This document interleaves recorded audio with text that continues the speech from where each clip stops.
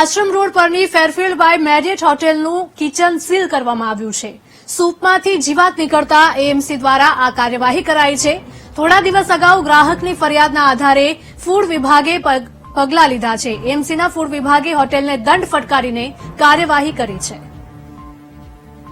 સંવાદદાતા દીપક જોડાયા છે ફોનલાઈન પર વધુ વિગતો સાથે। દીપક, જણાવશો કે અમદાવાદના આશ્રમ રોડ પર આવેલી એક હોટેલમાં દરોડો પાડવામાં આવ્યો હતો। ખાસ કરીને થોડા દિવસ પહેલા સૂપમાંથી જીવાત નીકળી હતી, તેને લઈને કિચન સીલ કરાયું છે। શું છે વધુ વિગતો?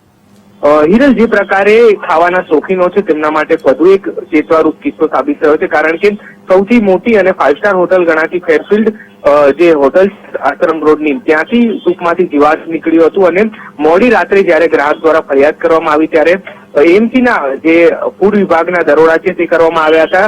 દંડાત્મક કાર્યવાહી કરવામાં આવીને સાથે જ નોટિસ ફટકારી તેનું જે કિચન છે તે સીલ કરવામાં આવ્યું છે। મહત્વનું છે કે અવારનવાર જીવાત જે છે તે વાનગીઓમાંથી નીકળતી હોય છે, પરંતુ ફૂડ વિભાગ જે છે તે નિયમિત ચેકિંગ કરે છે કે નહીં તેના પર સવાલ ઉઠ્યા છે। ત્યારે વધુ એક 5 સ્ટાર હોટલનો કડવો અનુભવ જે છે તે ગ્રાહકને થયો હતો।